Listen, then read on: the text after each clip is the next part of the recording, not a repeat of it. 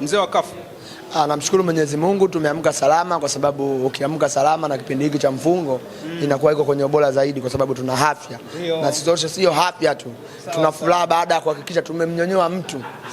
Yaani tuko kwenye furaha binafsi, tuko kwenye furaha zaidi ambayo tumemnyonyoa jana. Mlitoka pale kipindi mnaenda unaonekana kama ule mchezo unasema bwana hii mechi ni ngumu. Huyu mtoto wa mjomba na shangazi alikotoka washaanza kutuchezea mchezo wetu, lakini sivyo ilivyokuwa. Binafsi unapokwenda kuoa kwenye familia fulani ukakuta dada akakukazia, lazima utafute namna kwenda kuoa hata mdogo wake. Ndio tulichokifanya jana.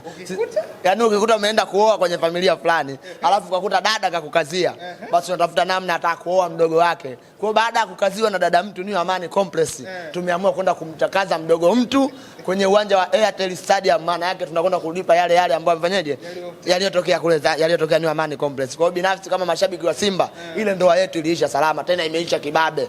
Yaani kwamba lazima wewe ulipe alichotunyima dada yako. Wewe utatoa. Unatoa, nakatoa kweli. Lakini wanasemaje? Mchezo wa jana dakika 90 kwanza zilizo tukiangalia mchezo.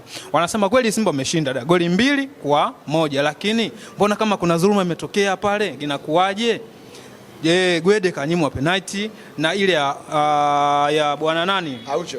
Alidi Aucho amechezewa faulo, inakuaje? Au ndo tuzungumze yale ya refa?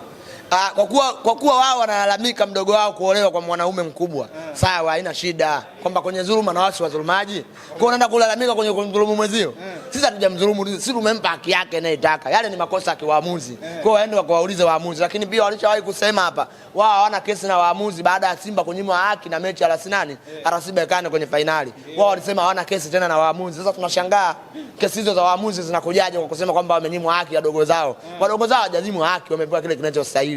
Lakini pia kwa sababu wao walisema waamuzi kesi nao hawana, wasije kuingia kwenye kesi ya waamuzi. Watuachie sisi ambao tuna kesi na waamuzi. Kesi yetu sisi na waamuzi bado haijaisha. Mimi binafsi naona kabisa jana tumetoa haki, na kila ambaye atakuwa mdogo wake na ile timu, ujue msimu huo lazima atupe haki yetu.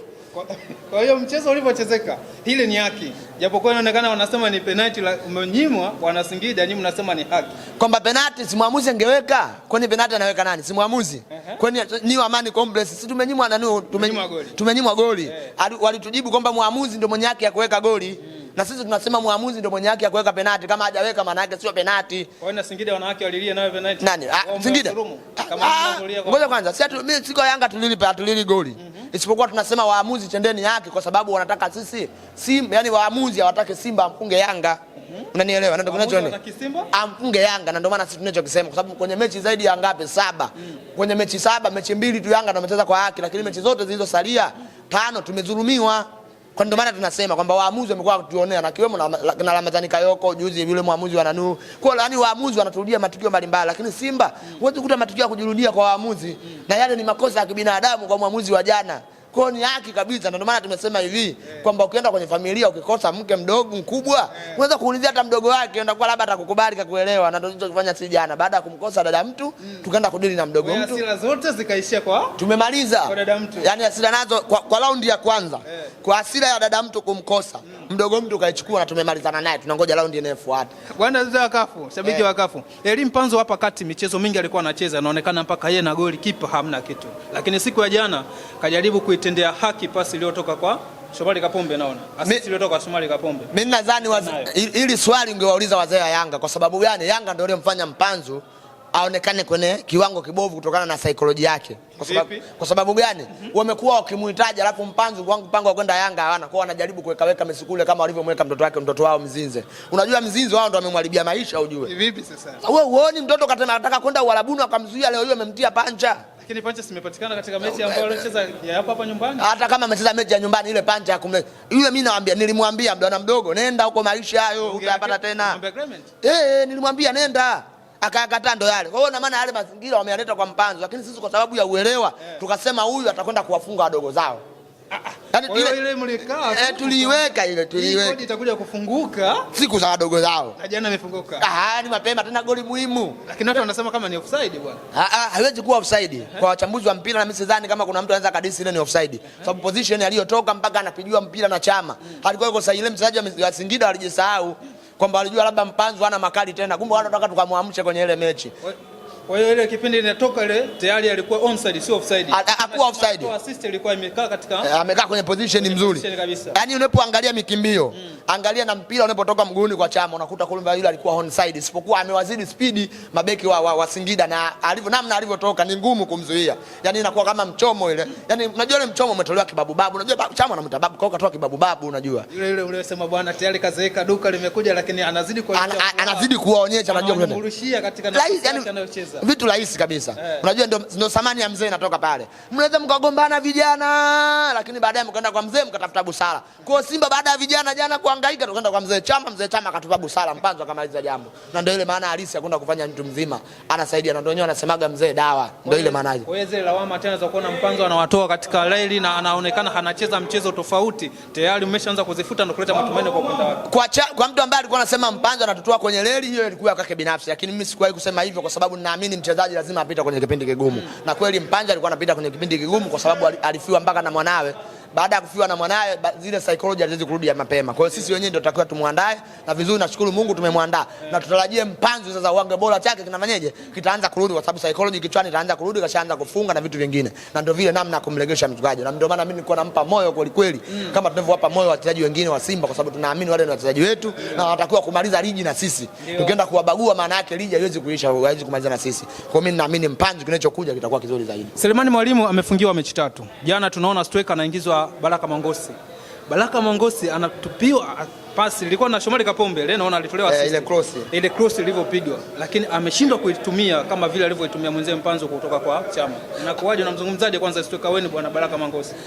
Binafsi mchezaji wa kucheza klabu ya Simba au bado apewe muda? Daraja lake lilikuwa la under 20 kwa sababu mimi sasa alikuwa mnafiki, na huu mwezi wa Ramadhani na saizi ni muda wa kufunga.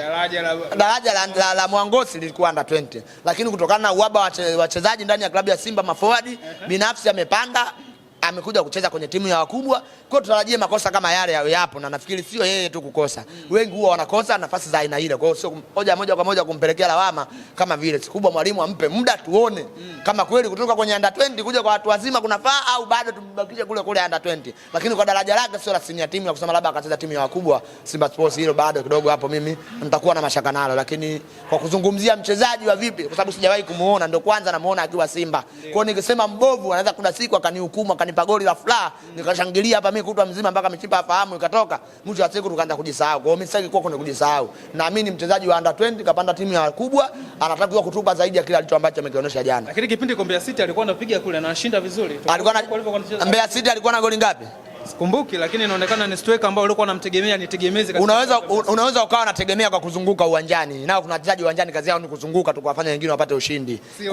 Sio wa kushinda. Unanielewa brother? Kwa hivyo vitu vyote vinawezekana. Kwa kama huko Idina alikuwa anazunguka kwa ajili ya kuwapa watu ushindi sawa. Lakini pia Simba naye tunatarajia, kwa sababu kuzunguka kwake kwa jana kumesaidia Simba kupata matokeo, kwa sababu mwanzoni tulikuwa tunasumbuliwa sana na wale mabeki wakati. Lakini baada ya kuingia Mwangosi kwa gonga Haaland wa bongo na vimba uwanjani, mazingira yameanza kubadilika pale ya kuonekana na sisi tunatafuta nafasi ya nini ya kupata goli. Kwa hiyo baada ya kuonekana lile eneo kuwa wazi, limeonekana sasa eneo kuwa na mtu na kwenda kusumbua. Kwa hiyo tusimkatie binadamu tamaa, na yeye hana haki ya kuendelea na kupewa haki ambayo inastahili. Mimi naamini atakuja kutufanyia mambo makubwa kama tutaendelea kumvumilia na kumpa muda, ingawa bado ni mchezaji wa under 20. Kikosi cha Simba kimejipata vipi kutusani kwenye sajili hii ndogo? Maana naona mlianza kutoka draw dhidi ya watani wenu.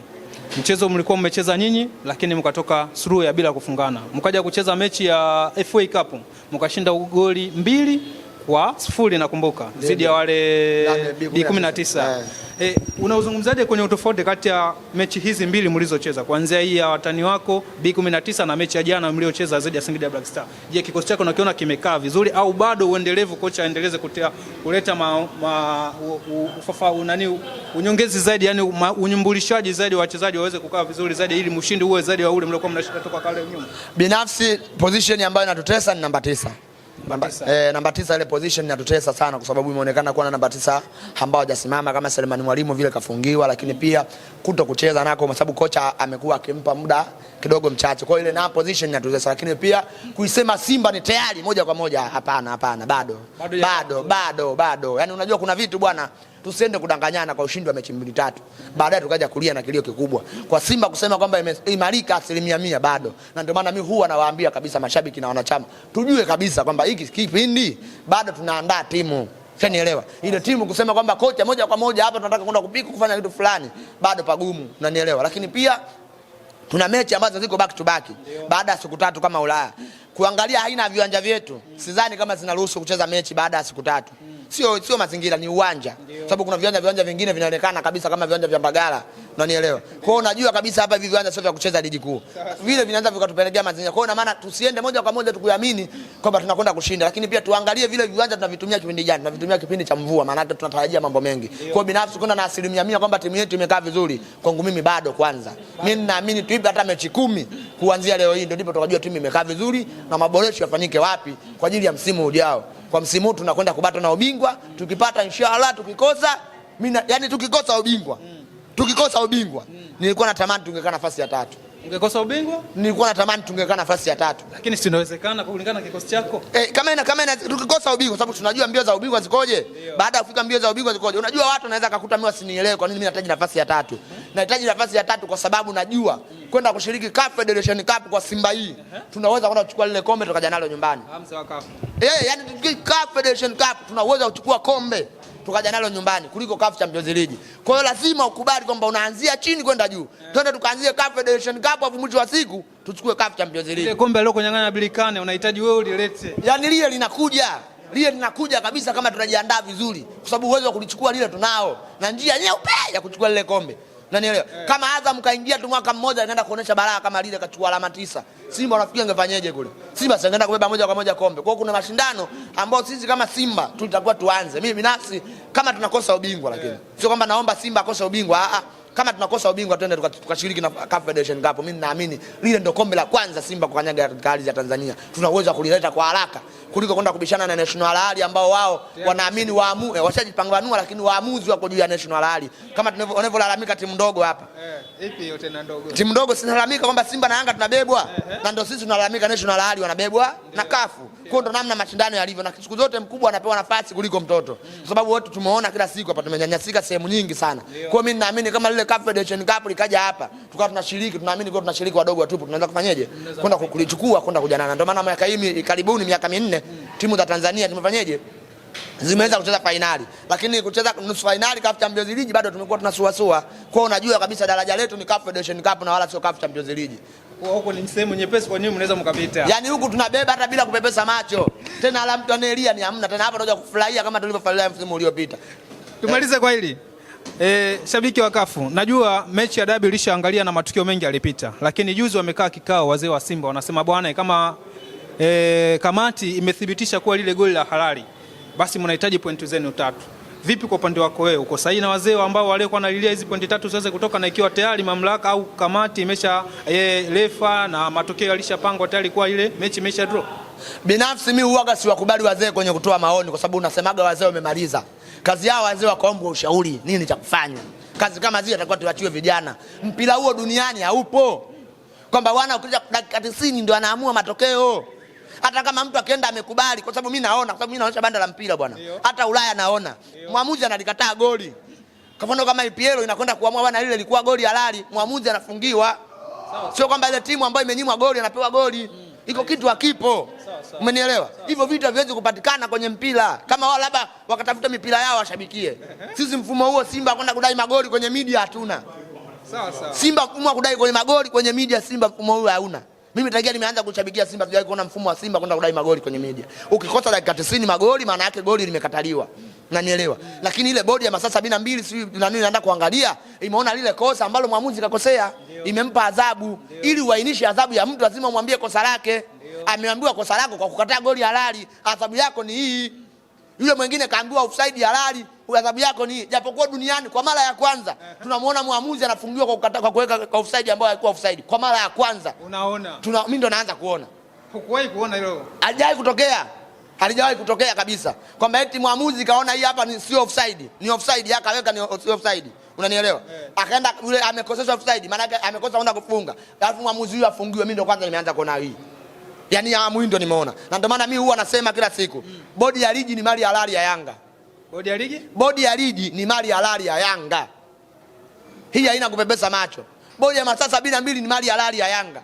Kosa leo alifanya Selemani Mwalimu, Baka kalirudia pale kwenda kumpiga ngumi mtu. Pale KMC, watu hawajamfungia huyo. Unanielewa? Jana juzi leo jana imetoka barua ya wale jamaa wale kwamba kufungiwa uwanja wao pale Sokoine. Sokoine. Wale jamaa wamechagua uwanja Tabora. Unanielewa? Watu bodi ya ligi ikalazimisha wale waje Dodoma. Bodi ya ligi hiyo imelazimisha wale waje Dodoma. Na kipindi kile Yanga na Simba, Yanga alichagua uwanja na Yanga alitangulia kutoa taarifa kwamba mimi uwanja wangu ni Amani. Na timu mwenyeji anaruhusiwa kuchagua uwanja ambao unaonekana umekizi vigezo. Uwanja ule wa Hassan Mwinyi hujafungiwa, umekizi vigezo. Kachagua anacheza hapa. Lakini watu kwa kutengeneza haibu kwa kuwa bodi ni mali yao, wamekwenda kuwaposi bodi imebadilisha maamuzi. Wameenda kupeleka wapi? Kupeleka Dodoma ambapo wao wanapataka. Unanielewa? Kwa nini useme bodi ni mali yao halali? Lakini mzagafu, kama unakumbuka kipindi uwanja wa CCM Kirumba umefungiwa kule Mbeya. Prison walisema uwanja wao mbadala baada ule kufungiwa, waliutoa barua yao ilileta kuwa wanaenda kuchezea Dodoma.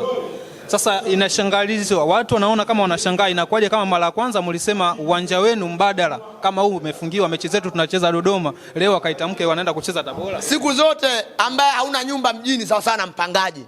Mpangaji anahama nyumba kutokana na mazingira. Unanielewa? Mpangaji anahama nyumba kutokana na mazingira. Aidha akabomana ngamba nyumba, ameona dili ya umeme kubwa, anahamia popote anapopataka yeye. Na ndio maana mpangaji unaambiwa nyumba yako iko mfukoni. Kwa hiyo Tanzania Prison ni mpangaji anahama nyumba ambayo anataka yeye. Simba na Yanga wapangaji wanahama nyumba ambayo anataka wao. Wao uwanja wao wa kwanza ulikuwa Benjamin Mkapa, wa pili ilikuwa KMC, mbona alipeleka mechi Zanzibar? Dabi ingechezeka pale sasa. Kwa nini usicheze? Pale kuna nini pale? Si kuna nyasi bandia pale au kuna nini? Kwa mashabiki wataka kuwepo, si wengine wangebaki nje. Shabiki nini? Shabiki unaingia kutokana na wasanii wako. Ni Amani pale mashabiki wangapi? Zaidi ya 15,000. Sawa 15,000 wanatosheleza kuingia Simba Yanga na mashabiki 15,000. Walishindwa kujaza uwanja. Wana mashabiki 15,000? Hawakuweza kujaza. Ndio nakwambia wako zaidi ya 15,000. Sasa kama kumbe maana mpira unaweza kuchezwa popote. Na tena mimi nataka nawaambia viongozi wangu wa Simba, mechi yetu na Yanga ya marudiano sisi ndio wenyeji. Tunataka hiyo mechi pigwe Meja Samuyo. Sisi hatuna shida na hela. Unapeleka? Nataka tupeleke Meja Samuyo. Watuambie viongozi wa Simba Benjamin Mkapa watapata shilingi ngapi? Unanielewa? Kwa collection ya mapato yote. Tuko tayari tuchanga alafu uwanjani tusiende. Yaani tuko tayari. Utachangia uende mechi ya misho. Ipeleke nani? Lakini mashabiki wengine msiende. Tusiende. Mechi ipeleke wapi? Ipeleke Meja Samuyo. Umenielewa? Tunataka mechi ipeleke wapi? Isamuyo. Ndio tunataka ipeleke mechi. Wao watachagua uwanja. Watugomee na sisi sasa kuna kuchagua nini? Uwanja. Kwa sababu sisi ndio wana haki ya kuchagua uwanja. Lakini wale Yanga silikuwa kuna vigezo. Vigezo gani? Vilitokea kubadilisha uwanja. Vigezo nini? Kulikuwa na dharura imetokea, wanasema baada ya ule uwanja kulifanyika mashindano ya kulahani, ikabidi waombe bodi ya ligi kuwa uwanja unatumika kwa udhuru ya mashindano ya kulahani. Tunaomba tuhamishe tuwepeleke Guantanamo. Naam, yes, vizuri. Nini kipindi hicho? Ngoja basi subiri. Na nafikiri taarifa imetoka hapa na Msigwa kwamba uwanja umefungiwa ule. Tayari ushafunguliwa. Hujafunguliwa. Ngoja basi wamefungua mechi kwa ajili ya Azam tu. Kumbe wamefungua kwa ajili ya Azam. Ya Azam tu na Yanga. Sio kwamba wamefunguliwa watu wacheze. Unanielewa? Maana yake kumbe ukienda kuomba unafunguliwa. Unanielewa uwanja? Kwamba ule uwanja kumbe ukiuomba unafunguliwa. Sasa sisi kwa kuwa uwanja umefungiwa, hatutaki kwenda kuutumia uwanja uliofungiwa. Tunataka tukatumie uwanja ambao tunautumia ambao ni Isamuyo, kwani sehemu nyingine wa kwenu. Wa kwetu ambao tumeomba msimu huu kuutumia. Na ule uwanja umekizi vigezo vyote na ndio maana tunacheza mechi ya ligi. Nataka kumpindua Yanga kule. Hata kama akienda tunataka pale. Yaani nawaambia kabisa viongozi wetu ili tuelewane msimu huu. Hata kama tukikosa ubingwa huyu ndugu yetu tumpeleke Isamuyo. Sio sehemu nyingine. Zaidi ya hapo wanasema umpeleke Pemba. Tumpeleke Pemba wapi? Sasa kufunga naye maji. Biharusi avuki maji akizama moyo kwenye bahari ya kifo utaenda kucheza naye nani? Wewe una mkeo unataka kufunga naye ndoa, unampeleka kwenye maji, akizama kwenye maji unaenda kuoana na nani? Basi unakuwa story imeisha. Yaani story hiyo, tunataka hataki story iishe, tunataka story iendelee. Atuvuki maji. Hapa wote tunakaa kule mjini kule. Pale unageuza gari unaendelea kule, au Mbagala wala wapi? Unaelekea kule. Na kule ndio mjini kule. Ukifumuliwa Mbweni unaweza kanyosha uende Bagamoyo. Bagamoyo au urudi huko. Au urudi huko. Ndio tunachotaka sisi. Kwa hiyo mimi ninaamini msimuni wa kwetu, lakini pia wale wazee wametukosea adabu kwa sababu wamemuingilia mzabuni wa jezi. Unanielewa? Haiwezi kwenda kumpangia mzabuni wa jezi nini cha kufanya.